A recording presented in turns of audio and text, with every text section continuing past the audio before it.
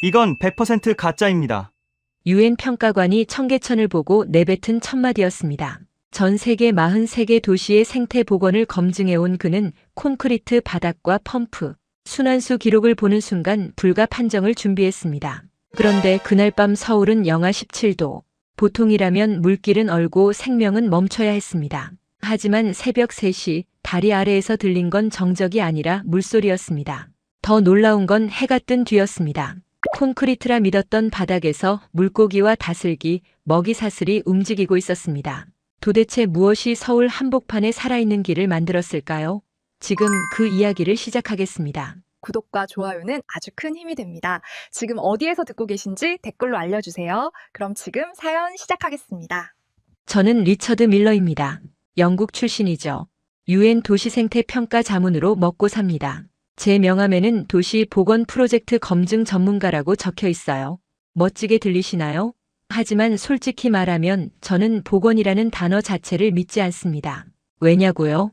간단합니다. 저는 지난 15년 동안 전 세계 43개 도시의 이른바 생태 복원 사업을 평가해 왔어요. 싱가포르의 인공습지, 두바이의 사막 녹화, 상하이의 도심공원, 시드니의 해안복원. 화려한 이름들이죠. 그중 진짜 자연을 되살린 곳은 손에 꼽을 정도였습니다. 대부분은 보고서가 먼저 나오고 자연은 나중에 따라붙는 장면이었죠. 아니, 어쩌면 자연은 끝내 따라붙지도 못했습니다. 화려한 사진과 그럴싸한 숫자만 남았을 뿐이에요.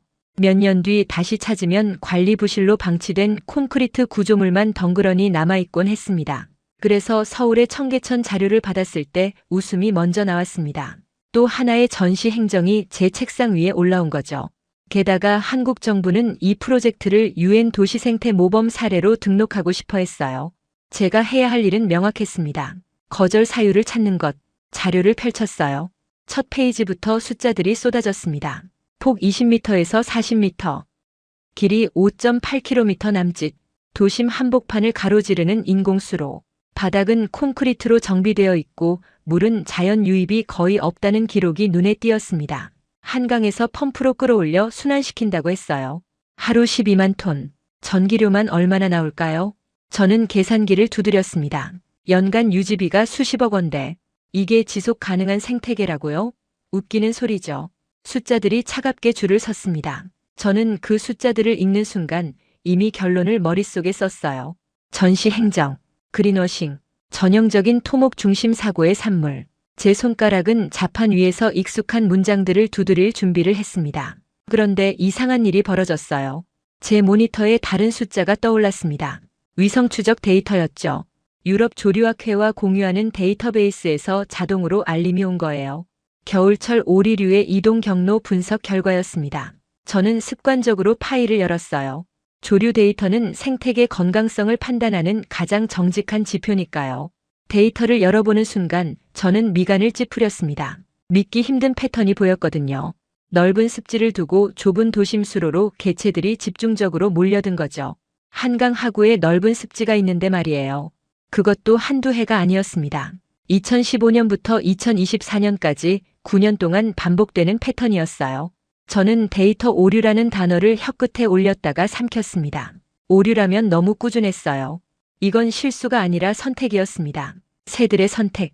하지만 왜? 도대체 왜지? 저는 중얼거리며 의자에 등을 기댔습니다. 제 사무실 창밖으로는 런던의 회색 하늘이 보였어요.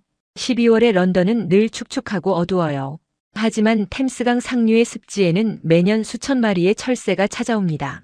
자연스러운 일이죠. 그곳엔 갈대가 있고 진흙 바닥이 있고 먹이 사슬이 살아 숨쉬니까요. 그런데 콘크리트 바닥에 인공수로로 새들이 간다고요? 더군다나 도심 한복판으로? 말이 안 됩니다. 새들은 본능적으로 안전한 곳을 찾아요. 인간과의 거리를 유지하려 하죠. 저는 다시 자료를 뒤적였습니다. 혹시 먹이를 인위적으로 공급하는 건 아닐까? 그런 프로그램이 있으면 데이터가 왜곡될 수 있으니까요. 하지만 그런 기록은 없었어요. 그렇다면 답은 하나뿐입니다. 반박해야 해요. 저는 반박할 준비를 시작했습니다. 장비 목록을 꼼꼼히 작성했어요. 수질 측정기, 유속계, 대기질 분석기, 온도 센서, 수심 측정기, 그리고 가장 중요한 것, 극한 조건에서의 취약성 테스트. 이게 제가 이런 사업을 무너뜨리는 칼날이었습니다. 아무리 평상시에 그럴싸해 보여도 진짜 시험은 극한 상황에서 드러나거든요. 폭염, 가뭄, 한파. 자연은 수백만 년 동안 그런 시험을 견뎌왔습니다. 하지만 인공은 전기가 끊기면 끝이에요. 펌프가 멈추면 물이 썩습니다. 마침 기상청 예보가 모니터에 떴습니다. 서울에 한파 경보가 내려진 거죠. 그날 밤 최저 영하 17도 수준, 체감 온도는 영하 20도 이하. 자료에는 10년 만에 강한 한기라고 적혀 있었어요. 완벽하군. 저는 비행기 표를 끊었습니다. 서울로 갑니다. 칭찬하러 가는 게 아니에요. 판정하러 가는 겁니다. 저는 차갑게 말할 수 있는 사람이고 그런 역할로 15년 동안 살아남았으니까요. 동료들은 저를 얼음 판사라고 부르기도 합니다. 기분 나쁜 별명은 아니에요. 오히려 제 전문성을 인정받는 증거죠.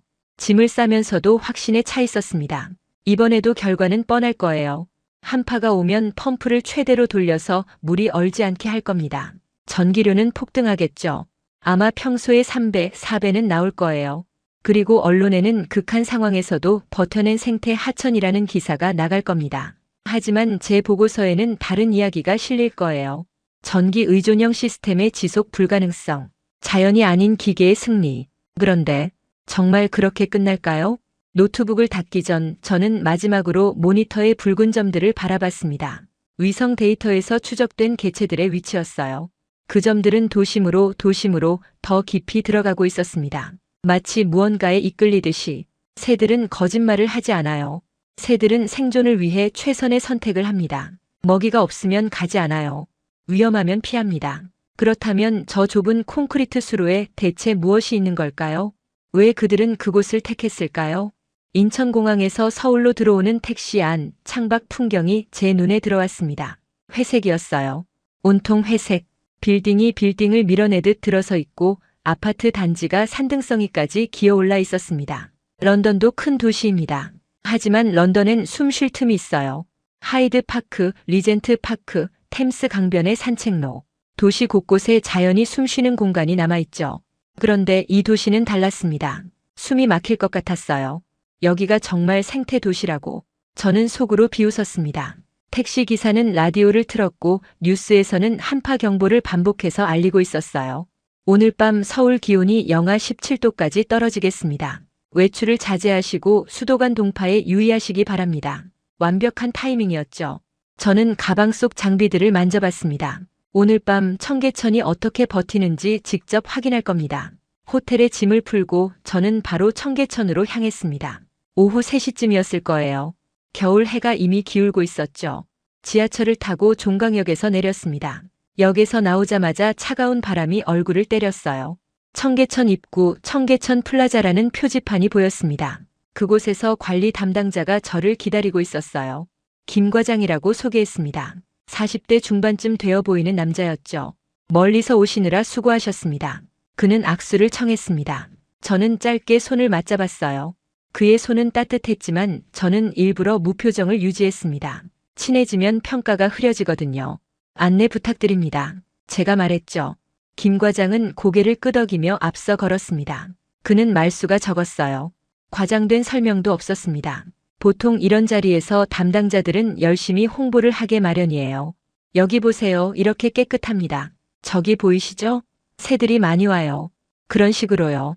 그런데 이 사람은 달랐습니다. 그냥 묵묵히 걸었어요. 저는 그게 오히려 마음에 들지 않았습니다. 말이 없다는 건 두 가지 중 하나거든요. 자신감이거나 숨길 게 있거나. 계단이 나타났습니다. 청계천으로 내려가는 계단이었어요. 저는 한 걸음씩 내려갔습니다. 도로의 소음이 점점 멀어졌어요. 그리고 다른 소리가 들렸습니다. 물소리였습니다. 맑았어요. 너무 맑았습니다. 일정했죠. 자연의 물은 매번 다른 소리를 냅니다. 온도에 따라, 유속에 따라, 바닥 재질에 따라 달라지거든요. 그런데 이 물소리는 수도꼭지를 틀어놓은 것처럼 고른 표정을 하고 있었어요. 저는 계단 아래로 완전히 내려갔습니다. 물길이 눈앞에 펼쳐졌죠. 생각보다 좁았어요. 양쪽에 산책로가 있고 가운데 물이 흐르고 있었습니다. 저는 물가로 다가가 손을 담갔습니다. 차가웠어요. 하지만 균일했습니다. 손끝에서 손목까지 온도 차이가 거의 없었죠. 자연의 물은 층이 있어요. 위는 차갑고 아래는 상대적으로 따뜻하거나 그 반대이거나. 그런데 이 물은 위아래가 똑같았습니다. 이 물 어디서 오나요? 제가 물었습니다. 김 과장이 간단하게 답했어요. 한강에서 펌프로 끌어올립니다. 하루 12만 톤 정도 순환시키고 있습니다. 유지비는 연간 약 50억 원 정도입니다. 저는 고개를 끄덕였어요.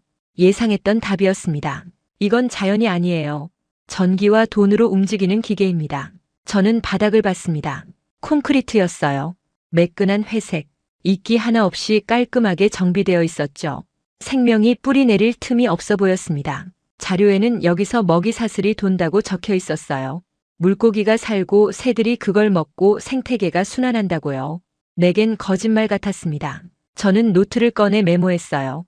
콘크리트 하상, 인공순환, 자연 유입 제한, 전기 의존도 높음. 이 정도면 보고서 작성에 충분한 거부 사유가 됩니다.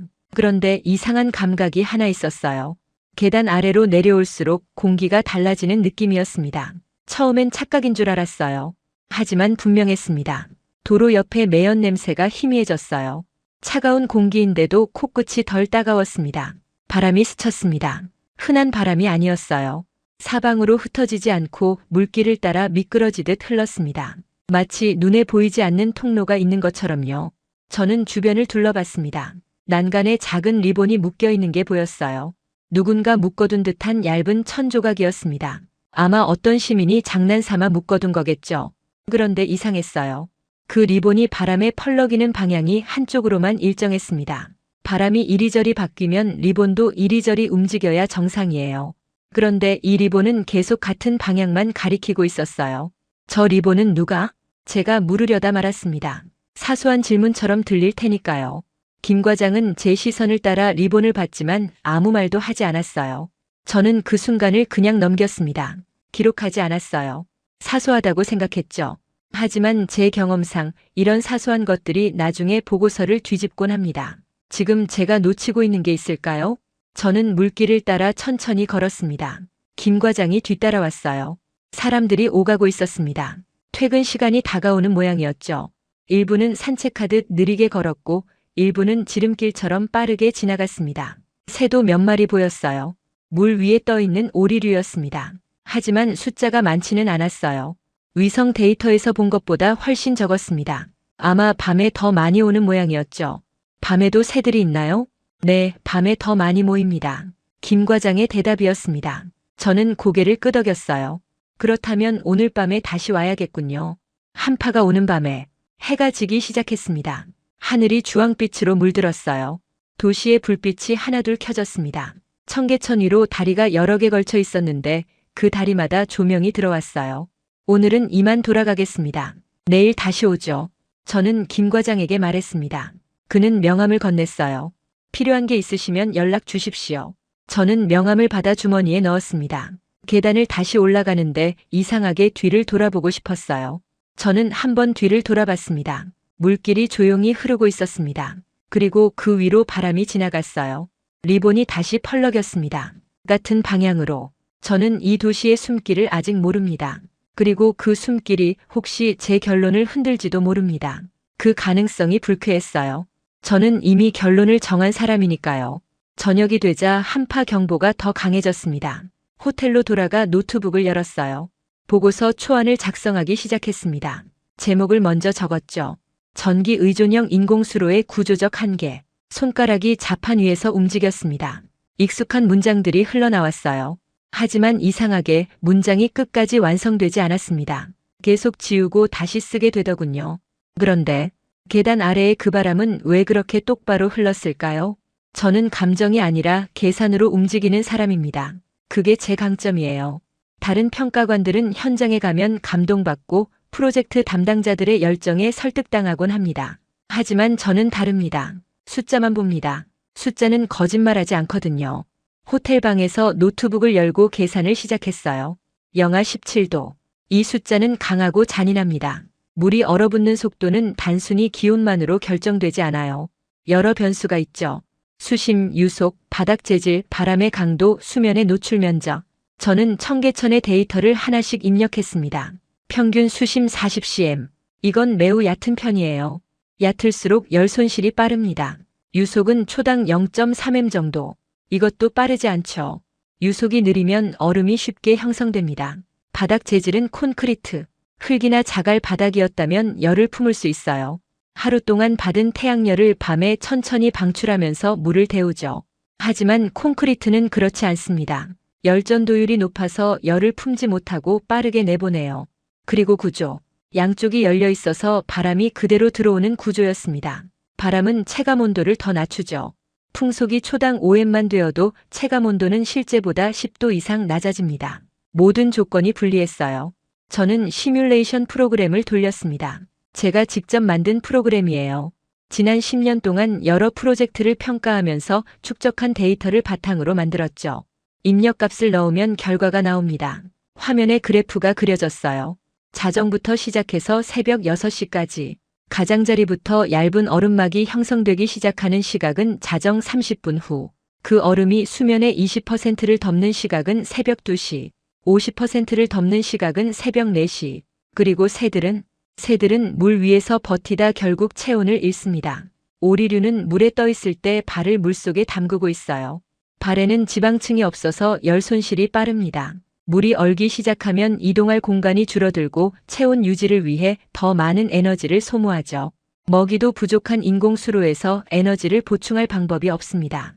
결국 탈진합니다. 마지막으로 남는 건 사체와 신문기사 제목뿐이에요. 한파에 얼어 죽은 철새들, 인공 하천의 비극. 저는 이런 장면을 여러 번 봤습니다. 베이징의 인공호수에서, 도쿄의 도심수로에서. 평상시엔 괜찮아 보여요. 하지만 극한 상황이 오면 드러납니다. 인공의 한계가. 저는 알람을 새벽 2시 30분으로 맞췄습니다. 그리고 옷을 여러 겹겨 입었어요. 방한 재킷, 목도리, 장갑, 귀마개, 카메라와 온도계, 수질 측정기를 가방에 넣었습니다. 실패의 증거를 찍을 준비였어요. 이건 잔인한 마음이 아닙니다. 과학자의 습관이에요. 보기 좋은 사진이 아니라 불편한 사실을 남기는 일. 그래야 다음 프로젝트에서 같은 실수가 반복되지 않으니까요. 새벽 2시 30분 알람이 울렸습니다. 저는 침대에서 일어나 창밖을 봤어요.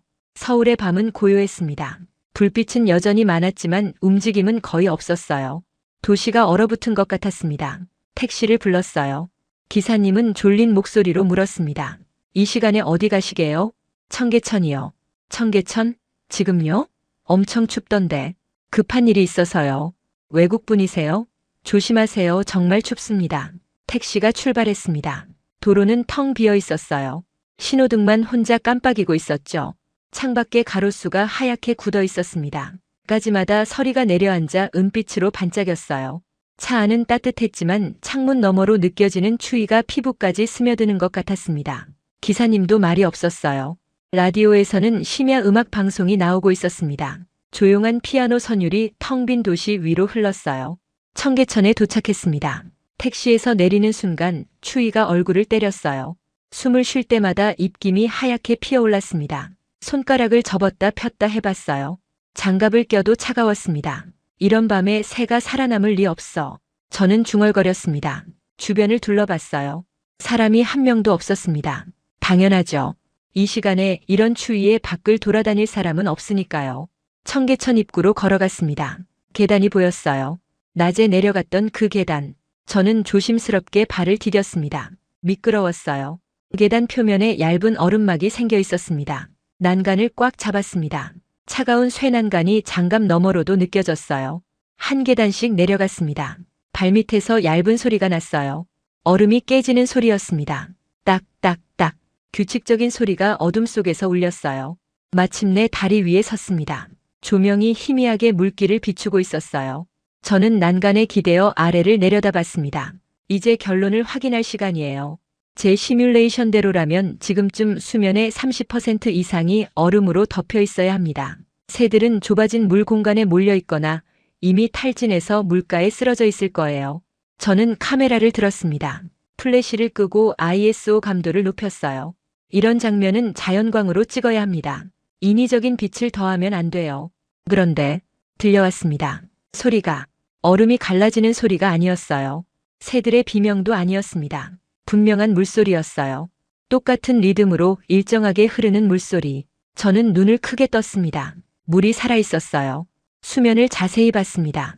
가장자리에 얇은 얼음막이 생기려다 깨지고 다시 생기려다 깨지고 있었습니다. 중앙은 완전히 열려 있었어요. 그리고 새들, 수십 마리의 오리들이 물 위에 떠 있었습니다. 죽어 있는 게 아니었어요. 몸을 둥글게 말고 머리를 날개 속에 넣고 잠들어 있었습니다. 마치 편안한 밤을 보내는 것처럼 제 입에서 작은 탄식이 새어나왔어요. 이럴 수가. 제 계산은 어디서 틀린 걸까요? 저는 급히 계단을 내려갔습니다. 미끄러운 계단을 조심하면서도 서둘렀어요. 손전등을 켰습니다.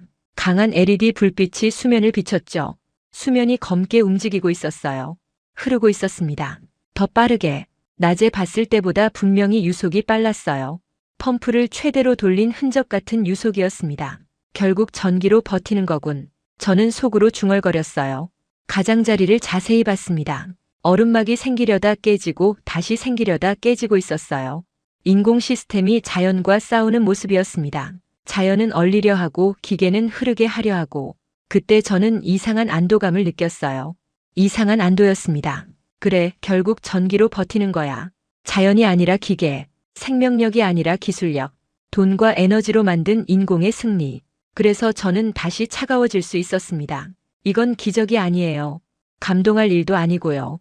한파가 오면 펌프를 최대로 돌리고 전기료는 폭등하고 그렇게 억지로 버티는 겁니다. 보고서에는 그 사실만 쓰면 돼요. 전기 의존형 시스템, 극한 상황에서의 비용 급증, 지속 가능성 의문. 저는 노트를 꺼내 메모하려고 했습니다. 그런데 그 순간 주머니 속 휴대폰이 떨렸어요. 브뤼셀에서 온 메시지였습니다. 마틴이었어요. 제 동료 평가관이죠. 그는 늘 목소리가 날카로웠고 판단이 빨랐습니다. 가끔은 너무 빨라서 실수하기도 했지만요. 메시지를 열었습니다. 리처드, 들었지? 서울이 이걸 모델 케이스로 유엔에 올리려 한다고. 웃기는 소리 아냐? 콘크리트의 펌프질. 이게 생태 복원이라고. 저는 짧게 답장했어요. 지금 현장이야. 확인 중. 답장이 바로 왔습니다. 확인할 게 뭐 있어? 콘크리트의 펌프. 끝이잖아.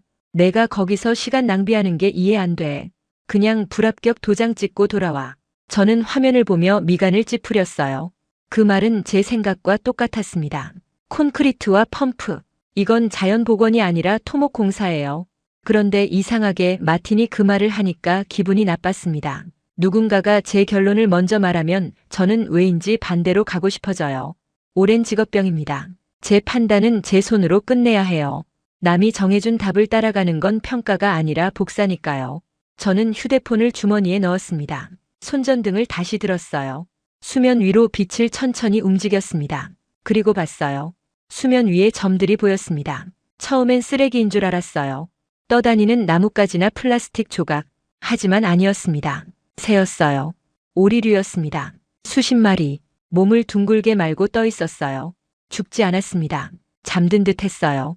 머리를 날개 속에 넣고 물결에 몸을 맡긴 채 조용히 떠 있었습니다. 제가 본 장면 중 가장 믿기 힘든 광경이었어요. 이런 온도에서 이렇게 편안한 자세라니. 영하 17도의 밤 공기 아래서 인공 콘크리트 수로 위에서 새들이 평화롭게 잠들어 있다니. 저는 가방에서 온도계를 꺼냈습니다. 긴 막대 끝에 센서가 달린 디지털 온도계예요. 물속에 담갔습니다. 숫자가 떴어요. 영상 4도. 공기는 영하 17도인데 물은 영상 4도였습니다. 차이가 21도. 이건 작은 차이가 아니에요. 새들에게는 생존과 죽음의 차이였습니다. 물은 따뜻한 섬이었어요. 저는 입술을 깨물었습니다. 이게 가능하다고? 단순히 유속 때문인가요? 아니면 수온 자체가 상대적으로 덜 차가운 건가요? 한강 물이 이 정도 온도를 유지한다는 건가요? 아니면 도시열섬 효과일까요? 도시의 건물들이 낮 동안 받은 열을 밤에 방출하면서 주변 온도를 높이는 현상. 그 열이 물에도 영향을 준 건가요? 질문이 늘어나기 시작했습니다. 질문이 늘어나면 결론은 늦어져요. 저는 그게 싫었습니다. 빠르고 명확한 결론. 그게 제 장점이었는데 저는 다른 곳으로 이동했습니다. 물길을 따라 50m 정도 걸어갔어요. 거기서도 온도를 쟀습니다. 영상 3.5도. 비슷했어요. 또 50m를 걸었습니다. 영상 4.2도. 일정했습니다. 펌프로 순환시키는 물이 균일한 온도를 유지하고 있었어요. 기계의 힘이군. 저는 다시 중얼거렸습니다. 자연이 아니라 기술. 하지만 그게 뭐가 문제냐고요? 새들은 살아있잖아요. 편안하게 쉬고 있잖아요. 아니에요. 문제가 있어요. 저는 그걸 찾아야 합니다. 그런데 더 큰 문제가 남아 있었습니다. 밤을 버텼다고 끝이 아니에요. 아침이 옵니다. 배고픔이 옵니다. 새들은 하루 체중의 1015%를 먹어야 해요. 오리 한 마리가 1kg이라면 최소 100지의 먹이가 필요합니다. 콘크리트 바닥에는 밥상이 없습니다. 물고기도 수초도 곤충도 아무것도 없어야 정상이에요. 저는 새들이 아침에 떠날 거라 믿었습니다. 떠나지 못하면 굶을 거라 믿었어요. 저는 카메라를 들었습니다. 셔터를 누를 준비를 했어요. 하지만 손가락이 멈췄습니다. 아직은 판정을 내릴 때가 아니었어요. 밤을 버티는 것과 생명을 유지하는 것은 다릅니다. 해가 뜨면 바닥이 답할 겁니다. 먹이가 있는지 없는지. 그게 진짜 시험이에요. 저는 시계를 봤습니다. 새벽 3시 15분. 해가 뜨려면 아직 4시간 정도 남았어요. 호텔로 돌아가서 잠깐 쉬었다가 다시 와야겠습니다. 일출 전에 다시 이곳에 와서 새들이 깨어나는 순간을 봐야 해요. 물길을 한 번 더 둘러봤어요. 새들은 여전히 잠들어 있었습니다. 물은 여전히 흘렀고요. 조명이 그 장면을 은은하게 비추고 있었습니다. 마치 무대 조명 같았어요. 하지만 이건 연극이 아닙니다. 진짜 생명이 걸린 현장이에요. 저는 계단을 올라가기 시작했습니다. 한 계단 한 계단. 뒤를 돌아보고 싶었지만 참았어요. 지금은 감정을 섞으면 안 됩니다. 평가관은 관찰자여야 해요. 판단자여야 하고요. 하지만 머릿속에서는 질문이 끊임없이 맴돌았어요. 정말 저 바닥엔 아무것도 없을까요? 정말 새들은 내일 아침 배를 고르며 떠날까요? 동쪽 하늘이 희미하게 풀리기 시작했습니다. 저는 새벽 6시 30분에 다시 청계천에 왔어요. 호텔에서 3시간 정도 눈을 붙였지만 제대로 잔 건 아니었습니다. 머릿속에서 계속 질문이 맴돌았거든요. 청계천의 색이 바뀌고 있었어요. 검은 물이 회색이 되고 회색이 조금씩 푸른 빛을 띠기 시작했습니다. 아직 해가 완전히 뜨지 않았지만 동쪽에서 밝음이 번져 나오고 있었어요. 하늘이 연한 주황빛으로 물들었습니다. 새들도 깨어나기 시작했습니다. 한두 마리씩 머리를 날개 밑에서 꺼냈어요. 깃털을 정리하고 목을 길게 뻗어 주변을 살폈습니다. 물살을 가르며 천천히 움직였어요. 어떤 새는 날개를 펼쳐 털었고 어떤 새는 물속에 부리를 담가 물을 마셨습니다. 저는 숨을 천천히 내쉬었습니다. 이제 곧 배고픔이 시작될 거예요. 밤을 버텼다고 끝이 아닙니다. 새들에게 진짜 시험은 지금부터예요. 체온을 유지하느라 소진한 에너지를 보충해야 하니까요. 첫 번째 오리가 움직였습니다. 물속으로 머리를 박았어요. 엉덩이만 위로 들고 꼬리를 파닥였습니다. 전형적인 먹이 찾기 행동이었죠. 수면에 물결이 퍼져나갔어요. 저는 피식 웃었습니다. 절박하면 돌이라도 씹는다. 그게 자연이에요. 하지만 콘크리트 바닥에서 뭘 찾겠어요? 몇 번 시도하다가 포기하고 떠날 겁니다. 다른 곳으로 이동하겠죠. 그런데 그 다음 순간 제 웃음이 멎었습니다. 오리의 부리 끝에서 은빛이 번쩍였어요. 작은 물고기였습니다. 살아서 파닥거렸어요. 오리는 그걸 단숨에 삼켰습니다. 목을 길게 빼서 꿀꺽 삼키는 모습이 보였어요.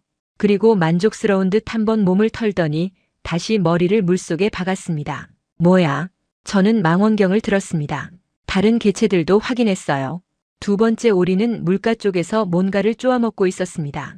돌틈에서 다슬기 같은 조개류를 떼어내고 있었어요. 부리로 콕콕 쪼아서 떼어낸 뒤 삼키는 모습이 선명했습니다. 세 번째 오리는 수초 비슷한 것 사이를 헤집으며 작은 곤충 유충을 건졌습니다. 네 번째, 다섯 번째도 마찬가지였어요. 모두 먹이를 찾고 있었습니다. 그것도 성공적으로.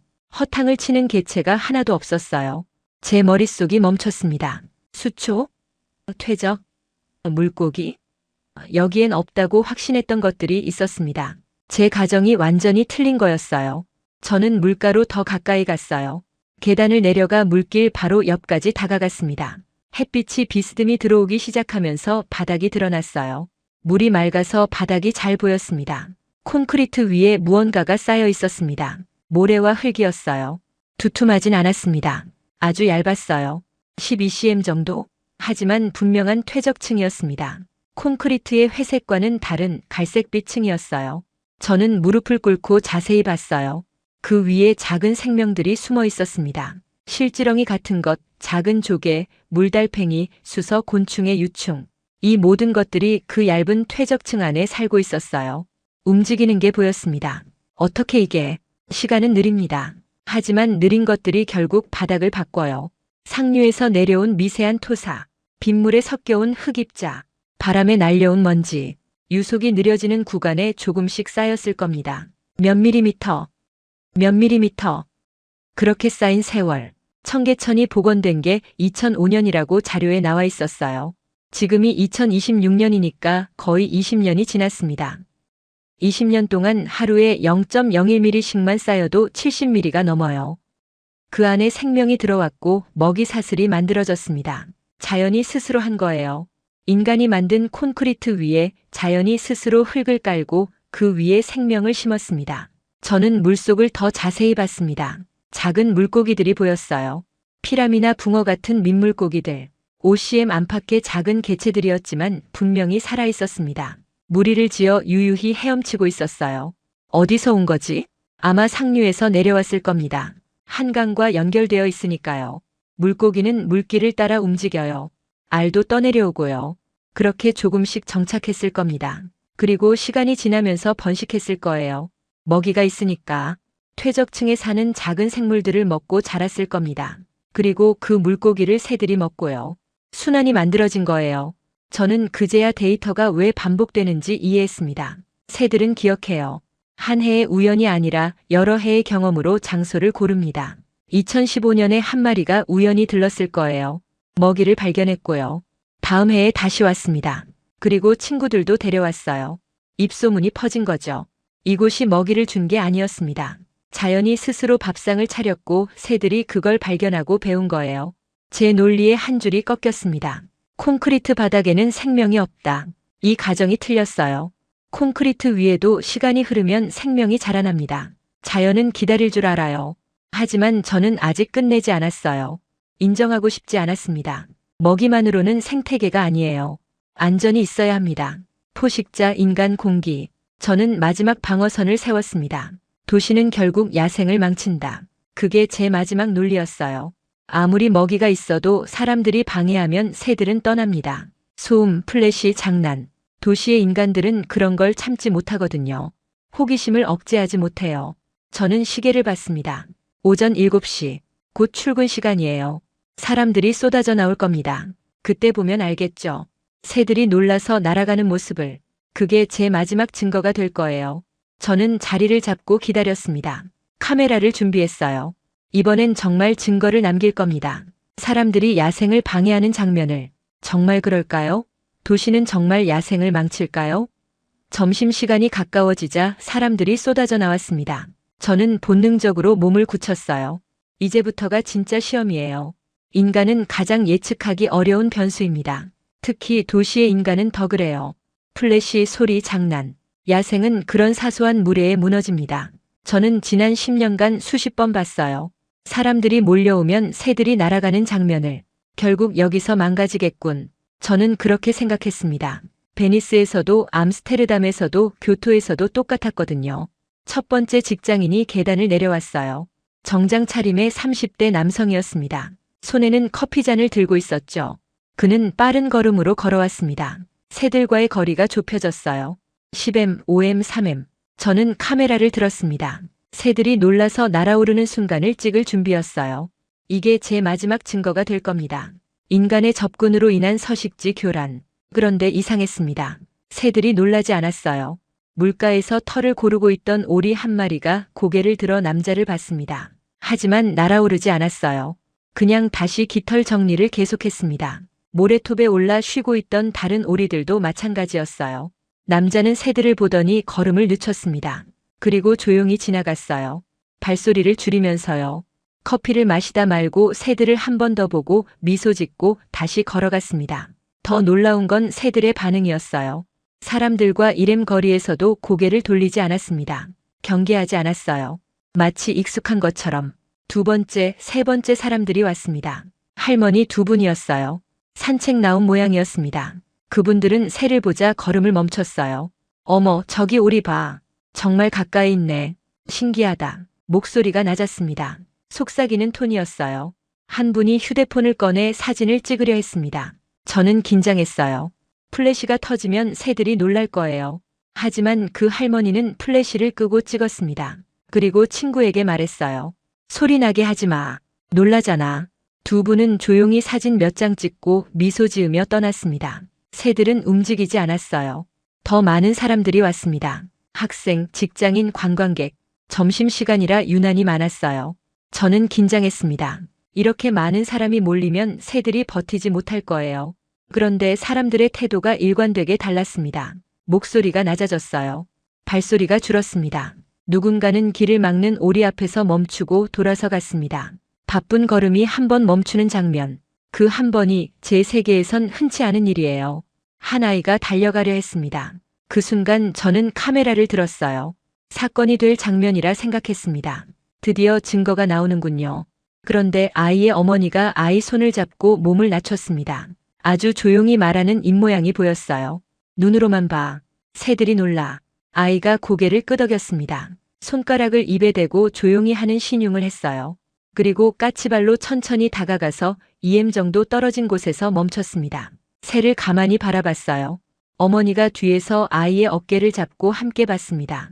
새는 놀라지 않았습니다. 깃털을 다듬다가 고개를 들어 아이를 봤어요. 몇 초간 눈이 마주쳤습니다.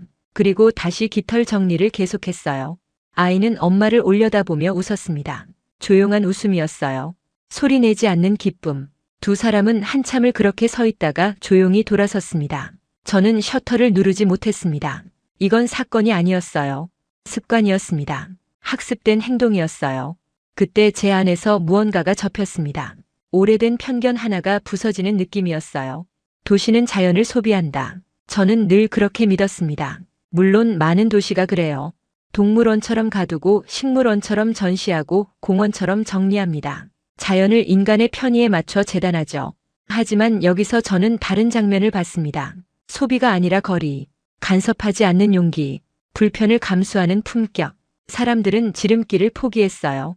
새가 있는 곳을 피해 돌아갔습니다. 사진을 찍을 때도 플래시를 끄고 소리를 줄이고 거리를 유지했어요. 아이들도 뛰지 않고 소리 지르지 않고 조용히 관찰했습니다. 이건 규칙이 아니었어요. 어디에도 소음 금지, 접근 금지 같은 팻말은 없었습니다. 경비원도 없었어요. 강제가 아니라 자발이었습니다. 저는 관리 담당자 김 과장에게 전화를 걸었습니다. 이런 행동 누가 가르치나요? 캠페인이라도 있나요? 그는 짧게 말했습니다. 특별한 건 없습니다.